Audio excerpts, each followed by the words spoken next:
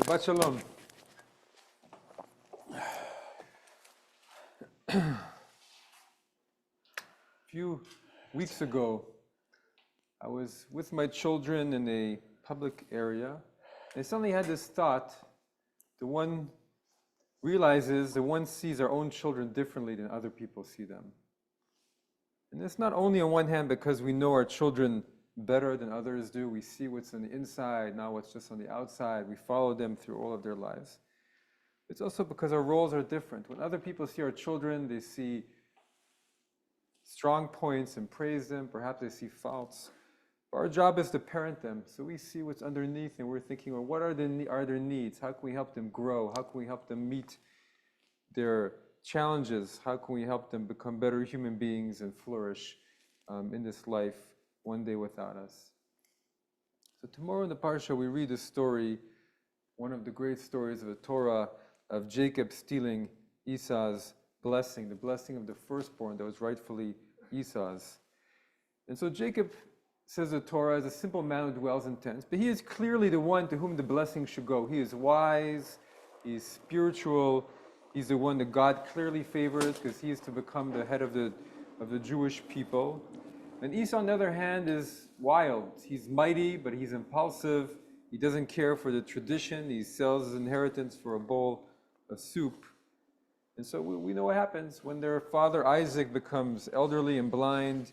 His wife Rebekah fools her husband Isaac and helps Jacob take the blessing away from Esau.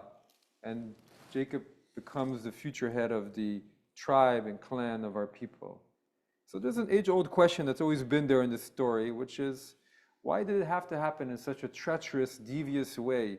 Why didn't Isaac, patriarch of our people, clearly see that Jacob was the better son to receive the blessing and give him the blessing that should have gone to him and prevented all this trouble? Isaac, to whom we're still praying thousands of years later, was he not able to see that Esau was not fit to be the head of the tribe? So the Ishbitz Rabbi has a very interesting teaching. What he says is that in fact, Isaac did see that Esau was not the one to receive the blessing. He saw all the shortcomings. He was nobody's fool. He knew Esau was impulsive and was troubled.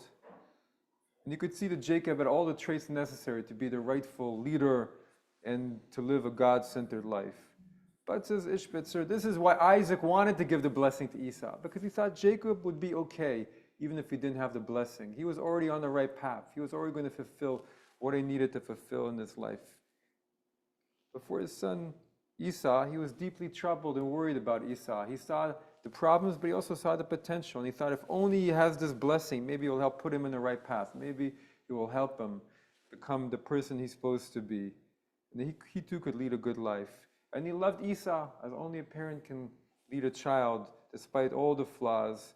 And he felt it was his duty as a parent to give something to his son Esau, even if in the end God did not decide it to be so. So perhaps what this also teaches us, the Torah is telling us within all of it, two lessons. One, maybe this is how God sees us too, that we're, as Isaac saw Esau, that God sees who we are, despite our own failings, despite it all.